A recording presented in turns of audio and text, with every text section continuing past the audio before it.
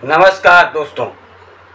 17 अप्रैल 1941 को सिंधु नदी के पास एक बिराड़ी गांव में सिंधु समाज के जो एक बनिया परिवार से आता है, एक संपन्न परिवार में एक बच्चे का जन्म होता है जिसका नाम आसुमल सिरोमलानी रखा जाता है, जो इस समय पाकिस्तान में है।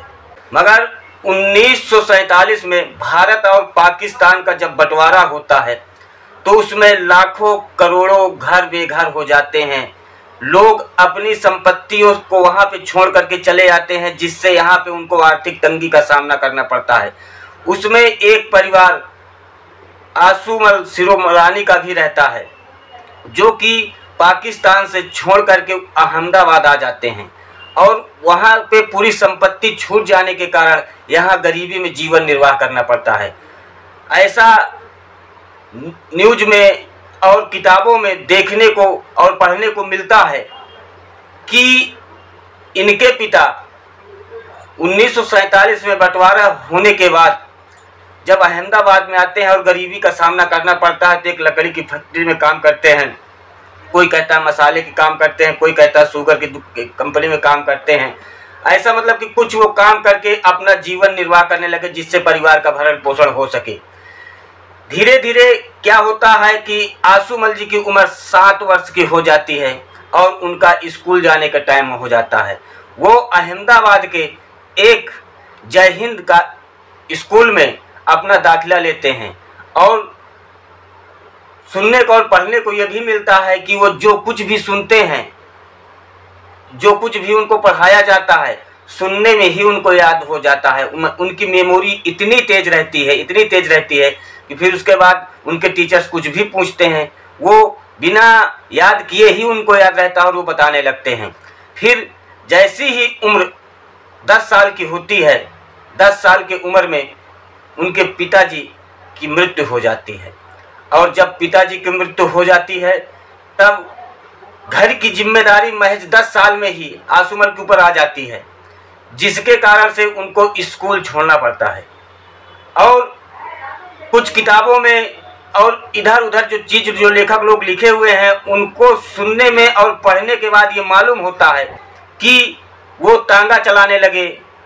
कहीं पे ये बताया जा रहा है कि वो भी लकड़ी की दुकान में काम करने लगे।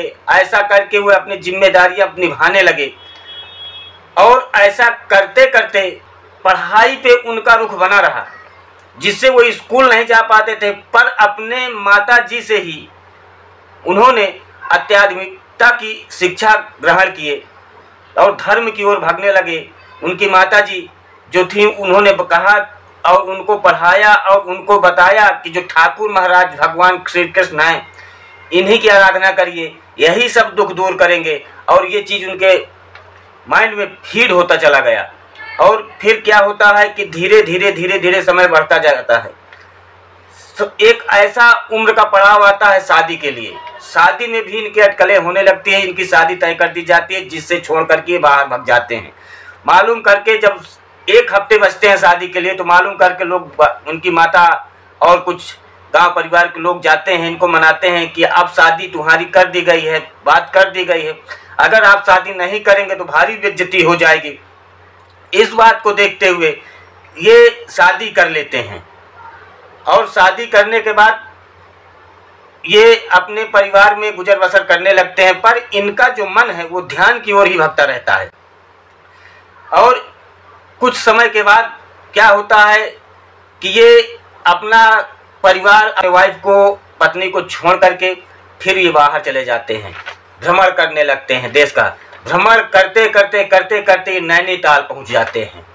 नैनीताल में ये एक आश्रम में जाते हैं, जहां पर स्वामी लीला महाराज का आश्रम रहता है। नैनीताल के स्वामी लीला महाराज जिसे गुरु दीक्षा लेते हैं, जिनका नाम बहुत विख्यात रहता है, जो बहुत ही आध्यात्मिकता वाले गुरु रहते हैं, उनसे ही अपनी दीक्षा ले लेते हैं। और स्वामी लीला महाराज ही उनका नाम आसुमल से आसाराम रख देते हैं। उसके बाद सुनने को यह भी मिलता है कि कुछ ऐसे मनमुटाव होते हैं जिससे कि लीला महाराज जी अपने आश्रम से इनको बाहर निकाल देते हैं और कहीं पे ऐसा होता है कि नहीं, ऐसा कुछ भी नहीं हुआ है। तो इस चीज़ को देखते हुए जब ये अपने गुरु महाराज के आश्रम को छोड़ करके के भ्रमण करने लगे फिर से, और जा करके गाँवों में, शहरों में, हर एक जगह अपना प्रवचन करने लगे और खुद गुरु दीक्षा देने लगे। गुरु दीक्षा देते देते ये क्या हुआ कि इनका क्रेज दिन ब दिन बढ़ता चला गया। ये एक आश्रम खोल लिए, आश्रम में जो लोग भक्त लोग आते थे, इनका प्रवचन सुनते थे, उनको खाने पीने का आइटम है जो कुछ भी है उसको फ्री में दिया जाता था, और ये जातिवाद से हट करके काम किए, जिससे कि इनका बड़ा नाम होने लगा। और इस चीज़ को देखते देखते ये बहुत जल्द गुरु दीक्षा देते देते इनके लाखों और करोड़ों में शिष्य बन गए। इनको एक भगवान का दर्जा दे दिया गया। इनके सामने ऐसे ऐसे जो पॉलिटिकल लोग हैं, चाहे वो नरेंद्र मोदी जी हों, अटल बिहारी वाजपेयी हों, कोई भी हों, अच्छे अच्छे बड़े बड़े पॉलिटिकल और राजनीतिक लोग आकर के इनका पैर छूने लगे। ये मशहूर हो गए, अपने देश नहीं विदेश में भी विख्यात होने लगे। आसाराम के 450 से अधिक छोटे बड़े आश्रम हो गए, जिसका संचालन वो करने लगे, और उनके शिष्यों की संख्या करोड़ों में तो पहुंच ही गई। उनकी ख्याति देश विदेश तक जब पहुंच गई, इसके बाद सब कुछ सही चल रहा था, जो कुछ भी था एकदम सही चल रहा था। 2008 में एक इनके साथ घटना घटी, पर वो घटना इतनी दूर तक बढ़ के गई कि बच्चों का जो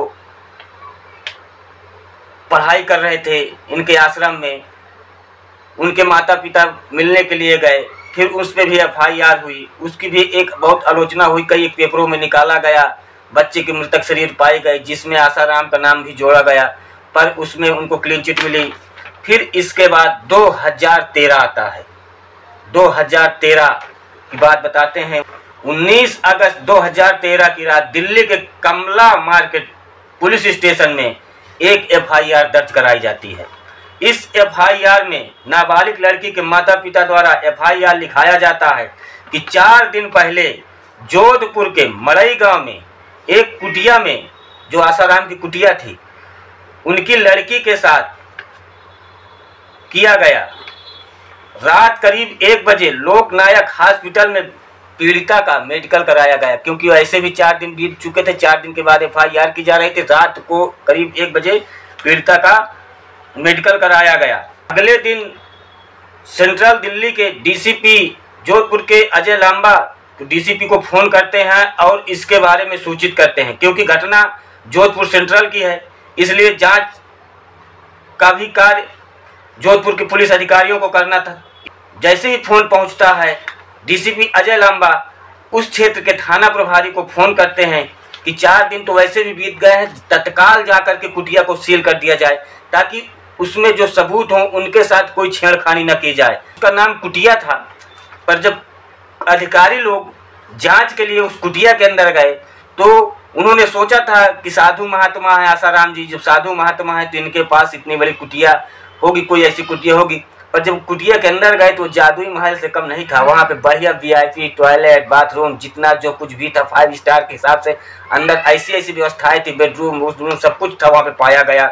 और जब जांच हुई, जांच और बयान को हर एक प्रकार से जब दर्ज किया गया तो अधिकारियों को ये मालूम हुआ और ये पाया गया कि लड़की के साथ गलत हुआ है। और जब अधिकारियों को ये कंफर्म हो जाता है कि लड़की के साथ कुछ गलत तो हुआ है, तो आती है डेट 1 सितंबर 2013 सुबह करीब 11 बजे थे। देश भर की निगाहें जोधपुर पर टिकी हुई थी। हवाई अड्डे पर मीडिया और लोगों का भारी मात्रा में जमावड़ा लगा हुआ था। पुलिस का एक बड़ा चौकसी तैनात था। थोड़ी देर में दिल्ली से आई फ्लाइट हवाई अड्डे पे उतरी। इस फ्लाइट में नाबालिग लड़की के अभियुक्त और अपने को अत्याधुनिक गुरु कहने वाले आसाराम थे। जोधपुर पुलिस की स्पेशल टीम इंदौर से उन्हें गिरफ्तार करके ले आई। राज्य के मुख्यमंत्री अशोक गहलोत भी जोधपुर आ रहे थे, इसलिए शहर में अच्छी खासी पुलिस की तैनाती हुई थी। क्योंकि मामला आसाराम बापूजी का था तो बहुत बड़ा मामला था ये। हवाई अड्डे से आसाराम को RSC परिसर में बनाए पूछताछ केंद्र में ले जाया गया। आसाराम को एहसास भी नहीं था कि पुलिस उनके साथ क्या कर सकती है। वो अपने ही गुमान में थे और जा करके वहां सोफा में बैठ गए। शाम के 5 बज रहे थे। जोधपुर ईस्ट के DCP रूम में मौजूद थे। पश्चिमी राजस्थान के तेज तर्राट सब इंस्पेक्टर अमित सिहाग ने आसाराम से मुखातिब होकर कहा, बाबा सोफे पर कैसे बैठे हो, चलो उठो वहां से नीचे जमीन पर बैठो। पूछताछ की शुरुआत में अभियुक्त का एहसास हो गया कि यहाँ कोई किसी प्रकार की रियायत मिलने वाली नहीं है। जमीन पर बैठते हुए उनके आंखों में आंसू आ गए। ऐसा मत करो डीसीपी साहब। डीसीपी ने जवाब दिया, बाबा ये बताएं कि ये सब कैसा किए और जल्दी बताएं। आसाराम, गलती कर दी मैंने, गलती कर दी मैं। आईपीएस अजय पाल लांबा की किताब gunning for the godman, the true story behind the Asaram Bapuji conviction का इस किताब में ऐसी घटनाओं का जिक्र है। आगे की कहानी जो बता रहा हूँ इसी किताब से आधारित है और जितना जो कुछ इसमें बताया गया है वो टोटल किसी न्यूज से या किसी प्रकार से किसी न किसी बुक से आधारित है। इसमें कोई किसी प्रकार के अपने से बात नहीं बताई जा रही। 2 सितंबर 2013 को आसाराम को न्यायिक हिरासत में भेज दिया जाता है। अजय लांबा की किताब में दावा करती है कि इसके बाद से ही जोधपुर पुलिस टीम को लगातार फोन आने लगे, जान से मारने की धमकियां और पैसे के लालच देने लगे। आसाराम के समर्थक एक दिन आईपीएस लांबा के दफ्तर तक भी पहुंच गए। किताब के मुताबिक ये लोग लांबा से कहते हैं, आप जितनी कल्पना कर सकते हो उससे भी ज्यादा पैसा बापू देंगे आपको, लेकिन आप इस केस को इनको गिरफ्तार मत करो। धमकियां और इंटेलिजेंस की रिपोर्ट से परेशान लांबा की पत्नी अपनी बेटी को स्कूल भेजना बंद कर देती है। अजय लांबा कहते हैं कि समर्थकों ने उनके माता पिता को धमकाने का भी प्रयास किया। नवंबर 2013 में चार्जशीट फाइल करने के बाद लगातार पुलिस टीम और खासकर आईपीएस लांबा को जान से मारने की धमकियां मिलती रही। अजय लांबा बताते हैं कि उन्हें राजनेताओं, ब्यूरोक्रेट्स, पुलिस विभाग के कुछ अधिकारियों और परिचित ने आसाराम केस में बैकफुट करने की भी सलाह दी। केस के इन्वेस्टिगेशन ऑफिसर चंचल मिश्रा का आसाराम समर्थक कोर्ट में भी पीछा करते थे। मिश्रा को मारने की साजिश भी सामने आई। इस वजह से उन्हें अतिरिक्त पुलिस सुरक्षा भी दी गई। केस की तफ्तीश से जुड़े एक अन्य सब इंस्पेक्टर सत्यप्रकाश को राजस्थान में आसाराम की करोड़ों की प्रॉपर्टी देने का ऑफर भी दिया गया। इन्हीं विवेचक अधिकारियों के आधार पर दोषी पाकर सजा सुनाई जा चुकी है। उनको गिरफ्तार करके जेल भेज दिया गया। आसाराम बापू खुद ब खुद पुलिस के जाल में फंसते जा रहे थे। पुलिस के इंदौर में उनका इंतजार करने के बारे में रात के 9 बजे इंदौर आश्रम के मुख्य गेट पर हजारों समर्थक नारेबाजी कर रहे थे। पुरुषों से ज्यादा संख्या महिलाओं की थी। मीडिया और पुलिस बल भी बड़ी भीड़ में मौजूद थे। आश्रम में आसाराम, उनके बेटे नारायण साय, बेटी और उनके करीब भक्त मौजूद थे। पुलिस ने नारायण साय से कहा कि एक मामले में आसाराम से पूछताछ करनी है। काफी कोशिश के बाद रात 11 बजे पुलिस आसाराम तक पहुंच पाती है। पुलिस को देखते ही आसाराम कहने लगते हैं, तुम्हें पता है मैं कौन हूँ? तुम जानते हो देश मेरे कितने भक्त हैं? तुम्हें पता है कितने राजनीतिक लोग मेरे आसपास मंडराते रहते हैं कि मेरी पहुंच कितनी लंबी है? हिम्मत कैसे होती है कि मेरे ही आश्रम में घुसकर मुझसे यह सब बेवकूफ़ी भरी बात करने की? यह पुलिस टीम के आसाराम की पहले आमना सामना था। देर तक आसाराम कभी अपनी सेहत का तो कभी सुबह चलने की बात करते रहे। बीच बीच में पुलिस को अपने रसूख की भी याद दिलाते रहते थे। अजय लांबा बताते हैं कि आसाराम नित्य क्रियाओं के नाम पर खुद अपने कमरे में चल रहे और शायद अपने बेटे नारायण साय के समर्थकों को बुलाने के लिए कहा। जोधपुर से डीसीपी अजय पाल लांबा ने सुबह के बजाय रात में ही उन्हें गिरफ्तार करने को कह दिया। आखिर देर रात करीब 12 बजे राजस्थान पुलिस के team leader additional DCP Satish Chandra Jangir Asaram से कहते हैं कि बाबा कल सुबह नहीं, हम आपको अभी अरेस्ट करेंगे, जोधपुर ले जा रहे हैं, सुबह तक बहुत देर हो जाएगी। पुलिस ने आसाराम को पकड़कर खड़ी गाड़ी में बिठा दिया। अजय लांबा की किताब के मुताबिक गिरफ्तारी के समय आसाराम अपने बेटे और भक्तों को पुकारते हुए कह रहे थे, अरे ये क्या कर रहे हो? नारायण, इनको रोको। भक्तों देखो, ये तुम्हारे बाबा को पकड़ कर ले जा रहे हैं, सब इनको रोको। राजस्थान पुलिस स्थानीय पुलिस को बताए रास्ते पर आश्रम से बाहर ले जाती है। बाहर भारी तादाद में मौजूद समर्थकों ने पुलिस की गाड़ियों को रोकने की कोशिश की। कुछ ने कहा कि ये लोग एयरपोर्ट नहीं पहुंच पाएंगे, लेकिन इंदौर पुलिस के सहयोग से पुलिस टीम एयरपोर्ट पर पहुंच जाती है। फ्लाइट में भी आसाराम समर्थक से उलझते हुए पुलिस टीम आसाराम को लेकर इंदौर से दिल्ली से 1 सितंबर सुबह 11 बजे जोधपुर पहुंचती है। केस पीड़िता के पिता ने बीबीसी को बताया, हमने अपने जिगर के टुकड़े को गुरुकुल में पढ़ने के लिए भेजा था, लेकिन उस दुष्ट ने ऐसा किया कि हम टूट गए। लेकिन सुकून है कि उसे सजा हुई, पूरे परिवार को तसल्ली हुई कि उसे जेल भेज दिया गया। तो दोस्तों, ये आसाराम की एक स्टोरी है जो मैं आप लोगों को अभी तक सुनाया हूँ। और जो ये स्टोरी बताया हूँ, मैं अपने मन के मुताबिक इसमें कुछ नहीं बताया हूँ। कोई न कोई न्यूज से, किसी न किसी पेपर से या किसी न किसी बुक से ये जो बातें बताई गई हैं उस पर निर्धारित है, ना कि मैं अपने से इसमें कोई चीज़ को व्याख्या कर रहा हूँ। मेरी तरफ से इसमें कोई बात नहीं है। मैं इसको पूरी कहानी को एक पोस्टमार्टम किया, एक्सपोज किया, बस हो गया। और आशा करता हूँ कि आप लोगों की वीडियो बहुत अच्छी लगी होगी। अच्छी लगी हो तो कमेंट करिएगा, शेयर करिएगा, ताकि और लोगों तक ये बात पहुँच सके। धन्यवाद।